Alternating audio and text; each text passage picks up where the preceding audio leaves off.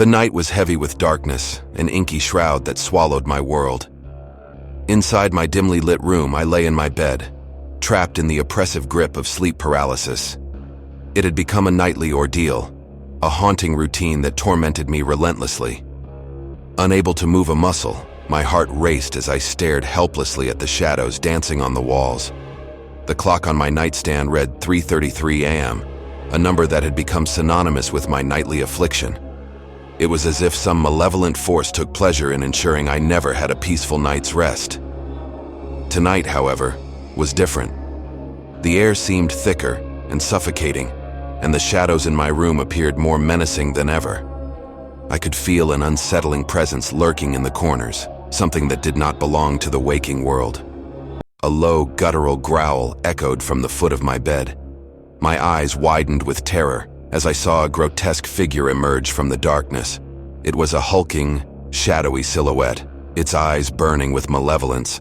I wanted to scream, to flee, but my body remained frozen. The entity drew closer, its movements unnaturally fluid. It had a nightmarish, contorted form, like a grotesque fusion of man and beast.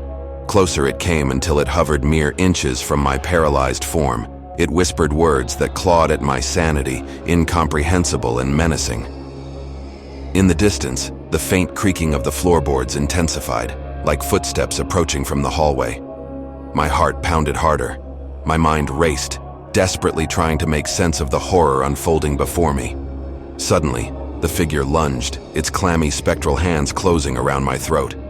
I felt an excruciating pressure, suffocating me. Panic coursed through my veins as I struggled for breath, but my voice was trapped in my throat. In the doorway, a dim light flickered to life. My vision blurred as I glimpsed the outline of another figure, someone familiar. My sister, Sarah, stood there, her face twisted in terror as she witnessed the nightmarish scene. With every ounce of strength I could muster, I willed myself to move, to fight back against the entity's grip. Slowly, agonizingly, my fingers twitched, and my body began to respond. The oppressive weight on my chest began to lift. Sarah screamed, and the entity recoiled, its hideous form dissipating like smoke. I gasped for air, drenched in sweat and shaking with fear. Sarah rushed to my side, tears streaming down her face. "Michael, are you okay? What the hell was that?" I could barely find my voice, but I managed to choke out, "I don't know. I couldn't move. It was on top of me." We huddled together, trying to make sense of the night's horrors.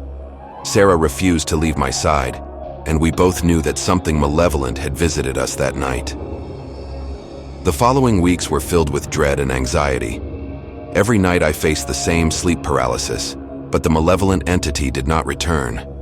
Sarah stayed with me, determined to protect me from whatever haunted our home. But the entity's grip on my life had not truly loosened. My nights were filled with night terrors, vivid and gruesome dreams that left me drenched in sweat and screaming in terror. I became a shadow of my former self, haunted by the horrors that lurked in the darkness. One fateful night, as the clock struck 3:33 a.m., I awoke from another night terror, my heart pounding in my chest. Sarah slept peacefully beside me, unaware of the torment I endured. I tried to calm my racing heart, but an oppressive feeling settled over me. I glanced toward the doorway, and there it stood once more, the grotesque, shadowy figure that had tormented me before. It whispered dark promises, beckoning me into its cold, otherworldly embrace. Paralyzed once again, I could only watch in horror as it drew closer, its evil and hollow eyes fixed on mine. The room grew colder, and the air turned thick with malevolence. I struggled to move with all my might, but it was useless. I knew this was the end. As the entity's icy fingers closed around my throat, I gasped for my final breath and screamed in silence. Sarah stirred beside me, but it was too late. Darkness claimed me, and I slipped away from the waking world. Sarah woke to find me lifeless, my eyes open in terror. She screamed, but there was no one to answer her cries. The entity had taken its final toll, leaving behind only darkness and despair. And so, my life ended in the grip of night terrors and sleep paralysis, a prisoner of the shadows that had haunted me. The malevolent entity had won, and I had become another victim of the horrors that lurked in the darkness of the night.